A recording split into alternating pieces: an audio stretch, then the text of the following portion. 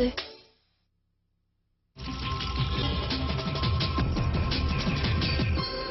Bonsoir à tous, merci de votre attention. Voici les titres de l'actualité de ce jeudi. Scandale dans les pharmacies françaises. Certaines officines ont revendu des médicaments rapportés par les clients pour une opération humanitaire. Le trafic serait d'assez grande ampleur. Philippe Douste-Blazy annonce l'ouverture d'une enquête. C'est effectif depuis ce matin, les moins de 16 ans n'ont plus le droit d'acheter des cigarettes. 150 000 affichettes seront distribuées dans les bureaux de tabac pour le rappeler et les débitants pourront exiger des papiers d'identité. Peut-on chasser sans son chien? Cette fois, ça n'est pas une plaisanterie. Dans 3 départements soumis à l'alerte à la rage, la Dordogne, la Gironde et le Lot-et-Garonne, il faudra laisser les animaux à la maison pour l'ouverture de la saison de la chasse. À 2 jours des commémorations du 11 septembre, un attentat en Indonésie ranime la peur du terrorisme. La voiture piégée a fait 9 morts et 180 blessés à Jakarta. C'est l'ambassade d'Australie qui était visée. Un document dans ce journal, la traque de Ben Laden dans les montagnes d'Afghanistan.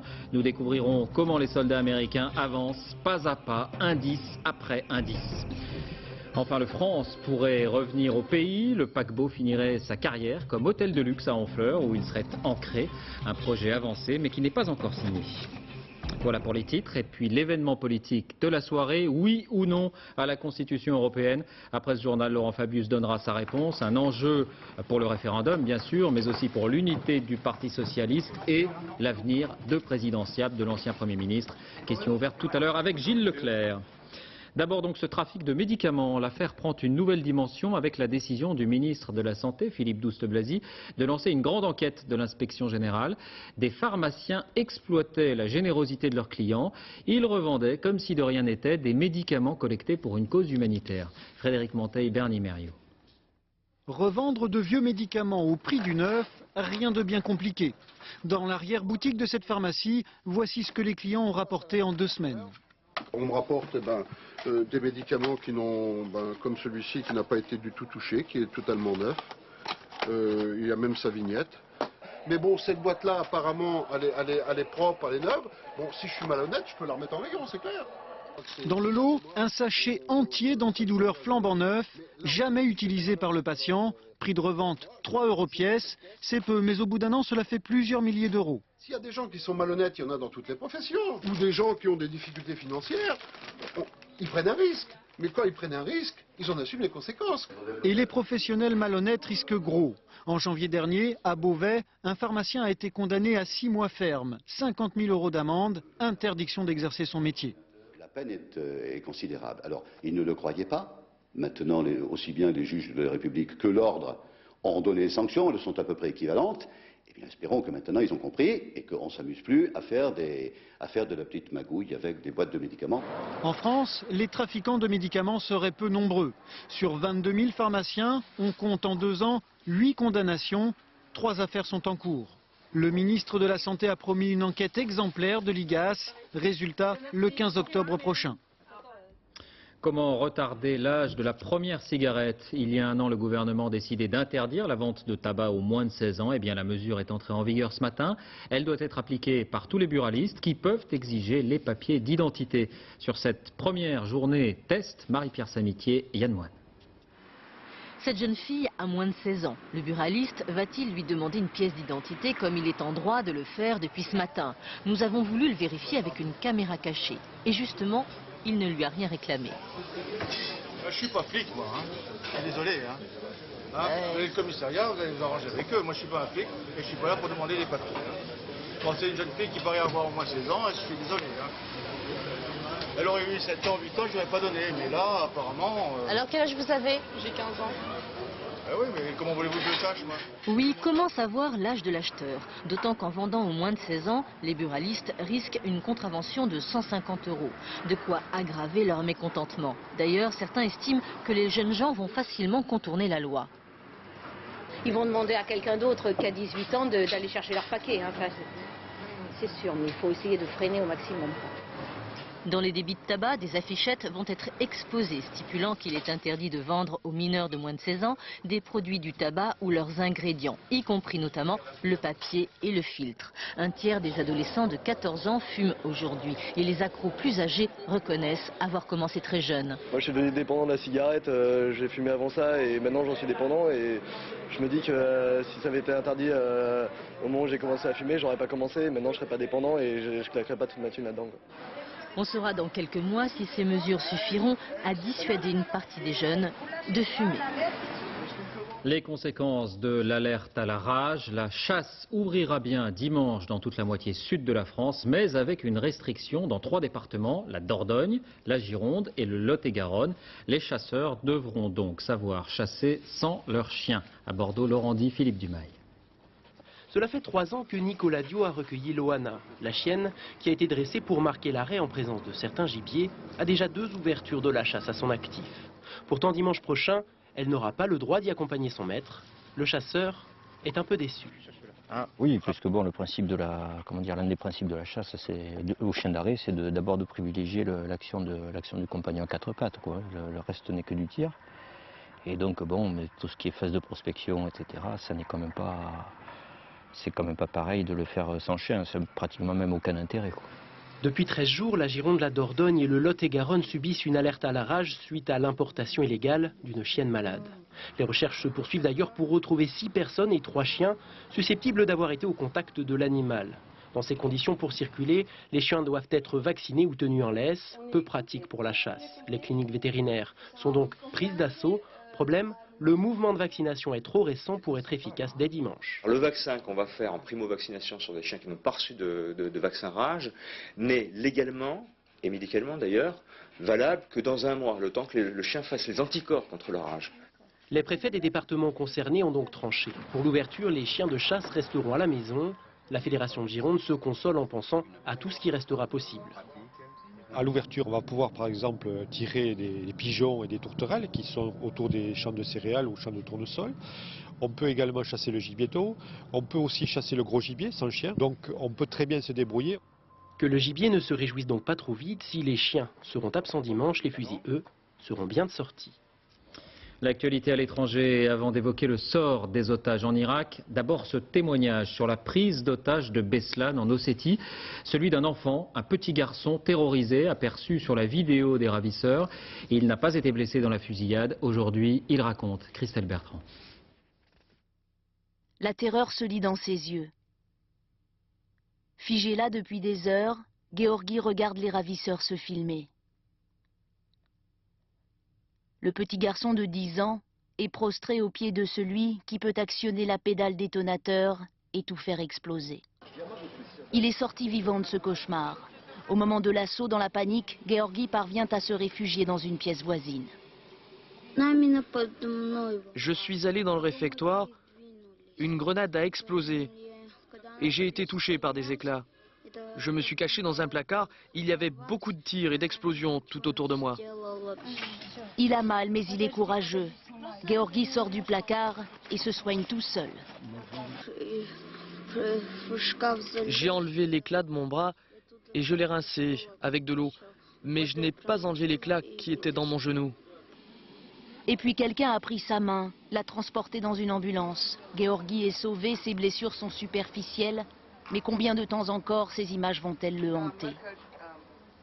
Et le gouvernement russe a décidé de verser des indemnités aux familles des victimes, 2 800 €, un peu moins de 20 000 francs par famille. Toujours aucune nouvelle de nos confrères Christian Chesneau et Georges Malbruno. Le communiqué publié hier est pris en considération par les autorités, mais il est resté sans suite. Nouvelle réunion aujourd'hui à Matignon où Jean-Pierre Raffarin a reçu les dirigeants de la majorité et de l'opposition. Tous ont réaffirmé l'unité nationale, la nécessité de poursuivre les mobilisations. Ce sont ensuite les dirigeants des journaux et des organes de presse qui employaient les 2 journalistes qui ont été reçus. À noter qu'après le rassemblement parisien hier soir, une centaine de personnes, élus, journalistes, évêques ou dirigeants d'associations se sont retrouvés à Lille cet après-midi. 2 jours avant les commémorations du 11 septembre, le défi terroriste se rappelle au bon souvenir du monde. Une voiture piégée a explosé à Jakarta, capitale de l'Indonésie. La charge était si puissante qu'on a cru là-bas à un tremblement de terre. Il y a 9 morts et au moins 180 blessés. Dorothée Cochard. La bombe était placée sous une voiture juste devant l'entrée de l'ambassade d'Australie. Une bombe de forte puissance qui fait voler en éclats le portail et les centres d'affaires tout autour. Nous sommes dans l'une des principales artères de Jakarta, la capitale indonésienne. Tout à coup, j'ai entendu une énorme explosion et j'ai vu de la fumée partout. Toutes les feuilles des arbres sont tombées au même moment. Responsable de l'attentat, selon les autorités indonésiennes arrivées sur place, la Jamia Islamia, un groupe islamiste terroriste local lié à Al-Qaïda, un groupe déjà accusé d'avoir perpétré les attentats de Bali en 2002. Plus de 200 morts. Attentat dont les Australiens étaient déjà la cible principale, car l'Australie soutient la politique étrangère des États-Unis. Le pays est d'ailleurs militairement présent en Irak et ses dirigeants se savaient menacés en Indonésie. Nous avions des indices depuis quelques jours qui laissaient croire à une possible attaque terroriste à Jakarta, dirigée contre des hôtels occidentaux. L'Australie demande à ses ressortissants d'éviter tout voyage vers la capitale indonésienne. Selon ces informations, les terroristes prépareraient de nouveaux attentats. La menace est toujours là et Oussama Ben Laden reste introuvable. Vous allez découvrir très concrètement et pour la première fois comment se déroule au sol la traque du chef d'Al-Qaïda et de ses fidèles. L'une de nos équipes a pu suivre une unité américaine au cœur des montagnes d'Afghanistan et vous allez voir, ça n'est pas forcément ce à quoi on s'attend. C'est le dossier de cette édition, il est signé Gilles Jacquier. En contrebas, c'est la zone tribale, une région de non-droit. C'est ici que les Américains ont installé un poste avancé. Agents de la CIA, soldats des forces spéciales se côtoient, tous en charge de la traque de Ben Laden et des talibans. Le capitaine Evans vient de New York et il prépare avec ses hommes leur prochaine mission. Il y a certainement 5 à 10 personnes qui aident Al-Qaïda là-bas. De toute façon, je pense que toute la vallée nous déteste. Donc, il est évident que les gens du village les aident. C'est la nuit, le long de la frontière pakistanaise, que les informations se glanent.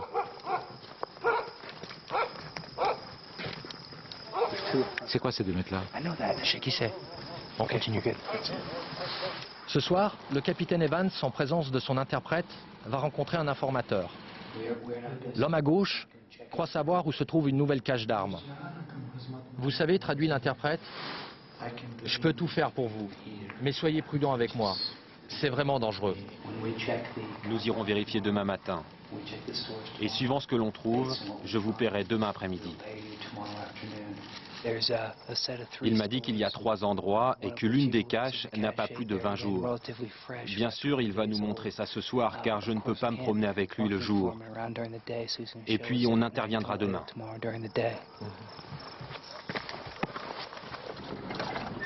Après avoir essuyé dans la nuit 2 tirs de roquettes, provenant semble-t-il de la cache, c'est le moment d'intervenir. Les Américains découvrent une ferme d'apparence banale.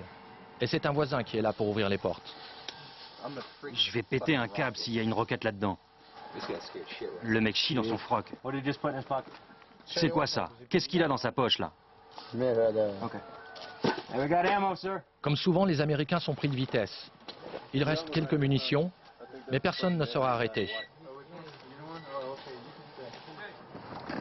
Pour se sortir de cette impasse, il reste l'argent. Ici, le maire du village leur sert d'informateur privilégié. À l'abri des regards, le maire reçoit ses 10 000 $ en argent local.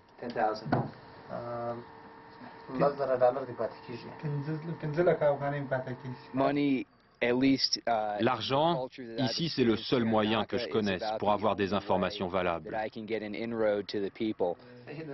Valable ou pas, le maire doit justifier son salaire. Il dénonce l'épicier du village d'avoir déplacé les armes de la cache.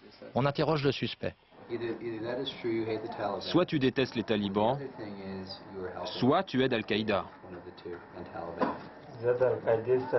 Je vous jure, depuis qu'Al-Qaïda est dans le coin, je suis contre eux. Je n'ai rien à voir avec ça. Inquiet, l'épicier se confie à l'interprète. Oui, c'est vrai, il y a des gens d'Al-Qaïda dans le village. Où ça? N'en parle pas. Dis au capitaine que je suis malade, que je cherche à manger, que je ne suis pas en forme.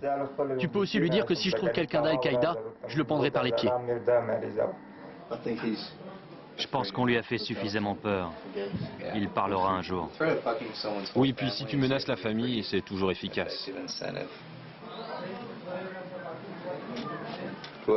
Qu'est-ce que tu crois? Il est méchant ou pas? Oui, sincèrement, c'est ce que je pense. Il transpirait bien. Le choc des cultures.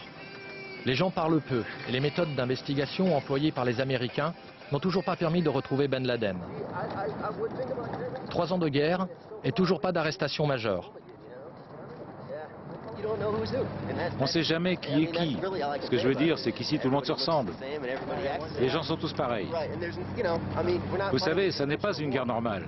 Ils n'ont même pas d'uniforme. Le gars qui passe avec sa chèvre, c'est peut-être un gars qu'on recherche. Et on ne le sait même pas.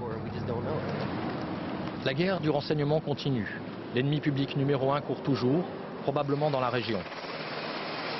Une drôle de guerre entre un homme et une armée, loin des regards dans les montagnes afghanes. Et il faut savoir que quelques 200 soldats français de commandos spéciaux participent aussi à cette traque. L'armée pakistanaise intervient également régulièrement. Le bombardement d'un camp d'entraînement présumé d'Al-Qaïda aurait fait quelques 50 morts parmi les combattants islamistes ces dernières heures. C'est ce qu'affirme le Pakistan. Encore un mot pour vous dire que le magazine Envoyé spécial revient sur la mouvance Al-Qaïda tout à l'heure, avec pour la première fois une rencontre avec le chef du groupe salafiste le plus redouté en Algérie et au Sahara. La campagne présidentielle aux États-Unis et le décrochage de John Kerry dans les sondages. Il est largement devancé par George Bush. Du coup, le candidat démocrate a consulté Bill Clinton et il a décidé de modifier sa stratégie. C'est le terrain économique qui est maintenant privilégié. Alain Chalvron à Washington. Le triomphe de George Bush la semaine dernière à New York, c'est aussi le début de la panique dans le camp démocrate. Les sondages donnent une avance de 7 à 11 points au candidat président. Et John Kerry en perd le sourire.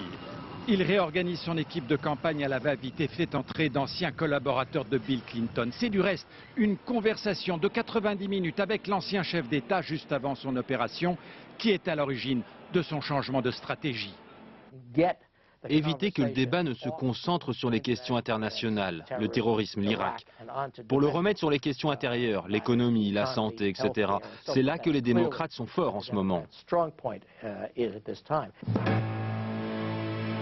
Le franchissement ultra médiatisé et dramatisé du seuil des 1000 morts américains en Irak a donné l'occasion à John Kerry de mettre en pratique cette stratégie. L'Irak devient un problème économique. Le coût de la politique solitaire du président en Irak est de 200 milliards de dollars. 200 milliards. Et ils disent qu'on ne peut rien faire pour nos 8 millions de chômeurs, nos retraités, pour ceux qui n'ont pas de couverture médicale, ni pour nos programmes scolaires. George Bush, $200 billion for Iraq. Et dans la foulée, un spot publicitaire reprend l'argument. Réactivité et agressivité, c'est désormais le Kerry nouveau. Il y a quelques semaines, les Républicains avaient remis en cause brutalement le passé héroïque de John Kerry au Vietnam. Rien d'étonnant dès lors que les démocrates fouillent maintenant dans le passé militaire très léger de George Bush. Tous les coups sont permis, même les plus bas. Et puis on l'évoquait hier, le chiffre des 1000 morts a été franchi en Irak. Les images de victimes sont très rares sur les télévisions. Et bien dans son édition d'aujourd'hui, le New York Times publie la photo de ces 1000 soldats tués au combat. Elle s'étale ces photos sur 3 pages avec ce titre, le plus grand nombre de morts depuis la guerre du Vietnam. En France, une rencontre en forme de première entre responsables juifs et musulmans. Le CRIF, le Conseil représentatif des institutions juives de France, a reçu tout à l'heure l'UOIF, Union des organisations islamiques de France. Rencontre prévue bien avant l'affaire des otages. Elle a été organisée il y a 3 mois pour, je cite, explorer les moyens de mieux vivre ensemble. Apparemment, tout le monde n'est pas de cet avis. Fouad Alaoui, l'un des responsables de l'UOIF, a été, vous l'avez entendu, copieusement sifflé et insulté à l'issue de cet entretien. La poussée de l'antisémitisme en France a bien sûr été abordée. Question, que faire? Eh bien voici une initiative du procureur de Brive en Corrèze. 3 mineurs pris en flagrant délit de tags antisémites sans forcément mesurer la portée de leurs gestes ont été condamnés entre guillemets à visiter Oradour-sur-Glane, village martyr dévasté par les SS pendant la dernière guerre. Gilles Marinet, Marie-Pierre Cassignard. Les victimes étaient brûlées. On a relevé des cendres. Vous imaginez? Moi, de ma famille, je n'ai pas trouvé un bout de chaussure.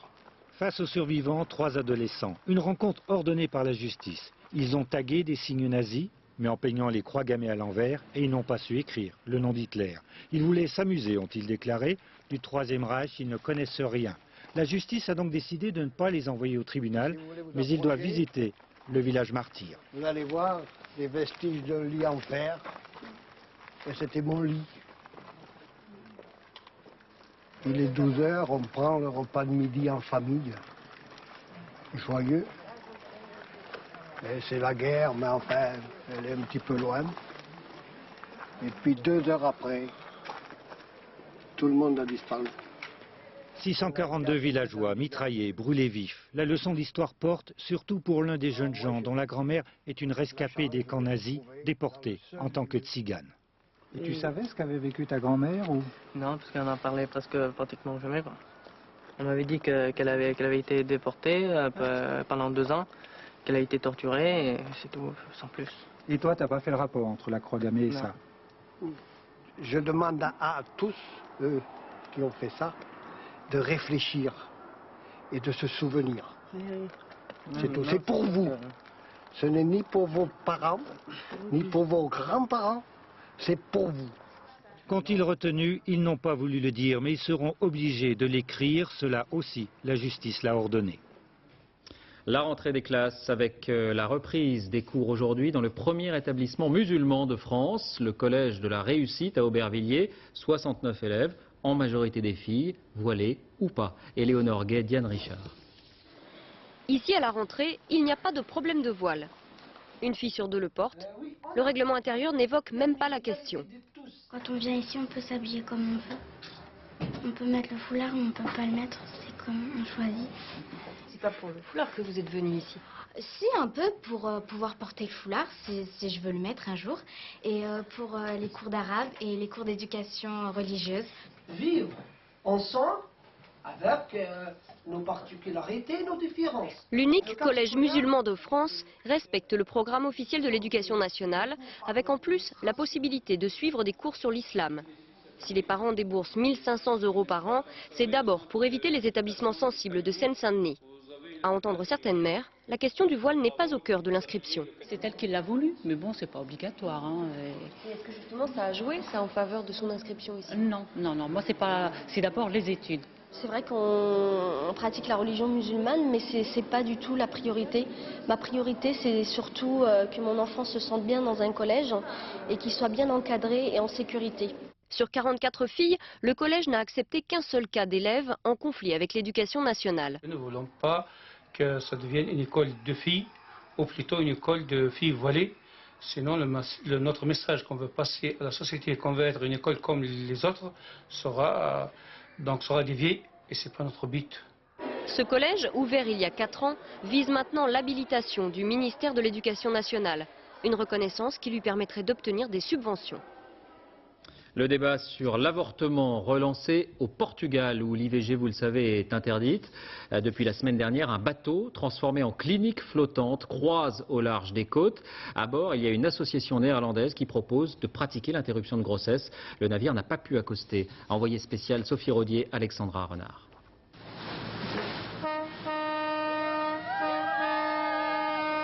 Quelques encouragements et des vivres. Voilà 12 jours que ces militants féministes sont bloqués par les autorités portugaises à 25 km des côtes.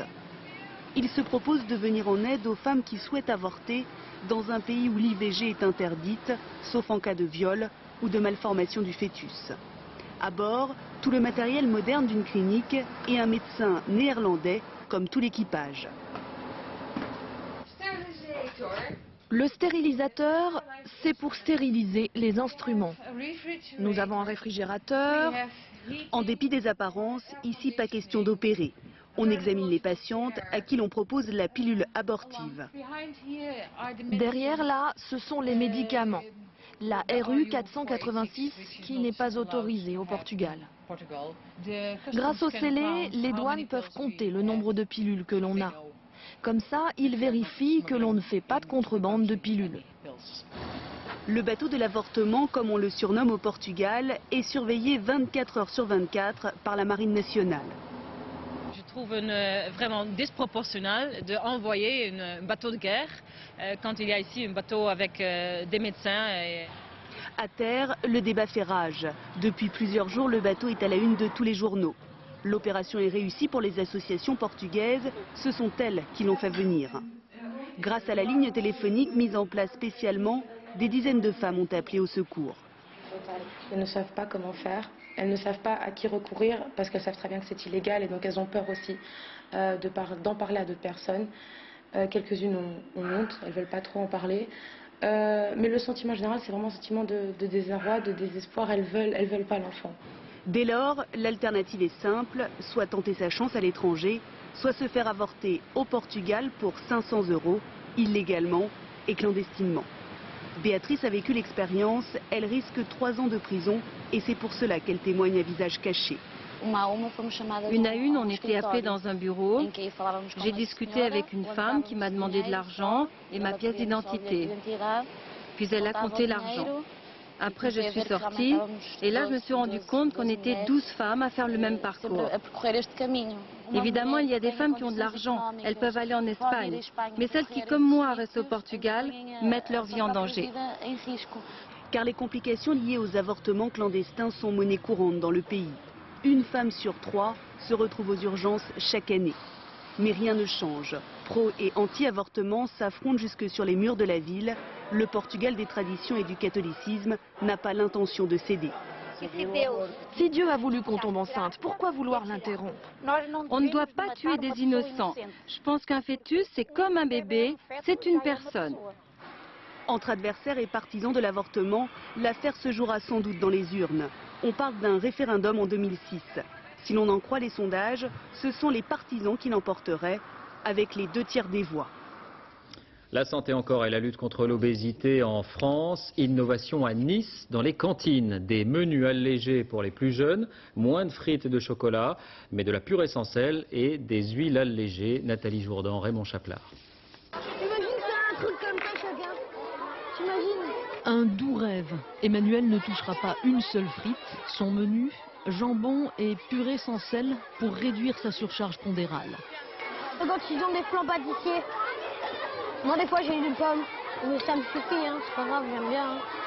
Moins de sucre rapide, moins de graisse, c'est son médecin qui l'a dit. La prescription est transmise à l'entreprise qui fournit les cantines niçoises. Elle va servir à élaborer un menu anti-obésité. Nous précisons à la fois que les aliments interdits sont au niveau des entrées, les charcuteries, les tartes salées, les friands, mais aussi au niveau des féculents. Guérir mais aussi prévenir l'obésité et ses conséquences chez tous les écoliers. Ici, on a remplacé pour tous l'huile de soja par l'huile de colza et on veut garder le contrôle de la fabrication. Beaucoup de produits sont faits maison, les lasagnes, beaucoup d'entrées, des tartes salées, etc. Donc ça nous permet de pouvoir diminuer le graisse. Moins de graisse, des repas plus sains, c'est l'école qui donne l'exemple. À la maison, ça continue, oui. Et je pense que c'est même dès l'instant où ça devient une habitude, Emmanuel sait maintenant ce qu'il doit manger, ce qu'il ne doit pas manger, ça devient très facile. Un esprit sain dans un corps sain. Dans les écoles niçoises, le proverbe est remis au goût du jour. Les sciences, 24 heures après le fiasco de la sonde Genesis qui s'est écrasée dans le désert américain, les scientifiques espèrent toujours que les quelques millionièmes de grammes de particules solaires prélevées dans l'espace ont pu être préservées. Les analyses ont commencé dès la nuit dernière. Le paquebot France pourrait revenir au pays. Il finirait sa carrière comme hôtel de luxe à Honfleur où il serait ancré. Le projet n'est pas encore signé mais il est bien avancé. Nicolas Lemarinier, Pascal Caron. C'était il y a 8 ans, la dernière visite de l'ex-paquebot France au Havre, son ancien port d'attache. La prochaine escale, ce pourrait être le port de Honfleur, tout à côté. Un investisseur veut racheter le navire et l'amarrer ici. Pour en faire quoi? La chambre de commerce qui soutient le projet a déjà des idées. Des hôtels, des restaurants, c'est évident, de toute gamme d'ailleurs. On peut y faire aussi, pourquoi pas, des expositions. Le musée, j'ai bien un musée très important pour le patrimoine national. Le site est déjà trouvé, un des quais qui longe la Seine, à quelques centaines de mètres de la ville.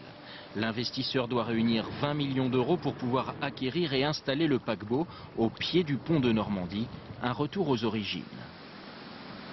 Entre 1961 et 1971, le France a assuré la liaison Le Havre-New York. C'était le plus grand paquebot du monde, la fierté d'une France prospère. En 1979, le navire est vendu et rebaptisé Norway. Une deuxième carrière qui s'achève en 2003 avec un incendie qui tue 7 personnes. Aujourd'hui, Léon Fleuret se réjouissent d'un possible retour. C'est une bonne chose. Il faut qu'il revienne chez nous. Il s'appelle France, à l'origine. On a des gros paquebots qui viennent sur Honfleur, des paquebots de croisière et qui apportent quand même beaucoup de monde. Donc, et puis bon, c'est vrai que c'est un port, donc un bateau en plus et un beau bateau, c'est important. La vente du paquebot pourrait être conclue courant septembre, faisant ainsi mentir la chanson. La France ne l'a pas vraiment laissé tomber. Une distinction pour un collaborateur de fraîche date de France Télévisions, Jean Rochefort, consultant pour les épreuves olympiques d'équitation à Athènes, a été décoré de l'ordre du mérite agricole tout à l'heure par Jean-Pierre Raffarin. Jean-Paul Belmondo, Philippe Noiret ou encore Antoine Decaune assistaient à la cérémonie. Jean Rochefort qui a apprécié, on l'écoute. Voir aujourd'hui cette décoration sur mon verre, tout en relativisant l'importance des décorations, je ne sais pas pourquoi ça me botte. Et Jean Rochefort qui avait fait un tabac, toutes nos félicitations. Sport football, les qualifications du mondial 2006 et les résultats des futurs adversaires de la France qui jouaient hier soir. La Suisse et l'Irlande ont fait match nul 1 partout. Israël a battu Chypre 2-1. Les Français sont 3e de leur groupe. Et Raymond Domenech, vous le savez, l'entraîneur n'a pas apprécié la prestation de ses joueurs hier face aux îles Féroé. Il indique avoir dû racler les fonds de tiroir, c'est son expression, pour constituer son équipe. Et pour mettre encore un peu plus d'ambiance, on apprend ce soir qu'il est bloqué avec 8 des joueurs sur l'île, les îles, en raison du mauvais temps. Les Jeux Olympiques, on en parlait tout à l'heure, il reste 4 ans à la Chine pour préparer l'échéance, mais chacun là-bas s'active comme si c'était demain. Les JO, grande cause nationale, correspondance Philippe Rochaud, Sylvain Guillaume. C'est la longue marche des habitants de Pékin pour les Jeux Olympiques. La mairie organise ici un semi-marathon pour mobiliser la population. 20 000 personnes y participent. À 4 ans des Jeux, il faut préparer les esprits à cette grande fête de 2008, destinée à montrer la puissance de la nouvelle Chine. Avec cette marche, on veut inviter la population à participer à la préparation des Jeux Olympiques. C'est une manière d'aider le gouvernement à organiser dignement ces Jeux. Les 12 millions d'habitants de Pékin voient approcher l'année 2008 avec fierté, mais avec crainte aussi. Pour que la capitale soit présentable, on rase les 2/3 des vieux quartiers. Les maisons à cours carrés, qui faisaient le charme de la cité, sont rarement épargnées. C'est la porte ouverte aux transactions, souvent douteuses. À la place, on construit des barres d'immeubles, et les gens qui vivaient ici ne savent pas toujours où ils vont aller. Élargir la rue, c'est une bonne chose, mais les gens ne veulent pas déménager. Si on vous offre un grand appartement, on veut bien. Mais le défi pour les Chinois, c'est de réussir à temps la construction des 22 sites olympiques. Or, le chantier du stade et de la piscine sont arrêtés pour réviser les financements. Les Chinois affirment pourtant que tout sera prêt 1 an avant les Jeux. Les travaux du stade seront finis en 2007. Nous voulons avoir le temps d'organiser des compétitions afin d'être sûrs de la sécurité des équipements. Et le résultat sera là, un stade et une piscine capables d'accueillir 80 000 personnes. Les Chinois dépenseront pour ces installations près de 3 milliards d'euros. Mais c'est le prix à payer pour le prestige que leur apporteront les Jeux de 2008. Une star américaine en Europe, Nicole Kidman, présente son dernier film, Naissance. Avant d'arriver au Festival de Deauville, elle a créé une émeute à la Mostra de Venise. Marie-Jo Jouan, Patrick Voix.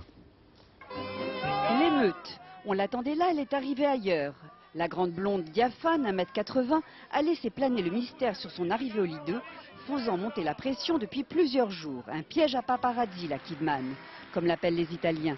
Dans la grande tradition des stars des années 40, sur les traces de la légende Lorraine Bacall, sa partenaire, qui l'a applaudi avec fair play.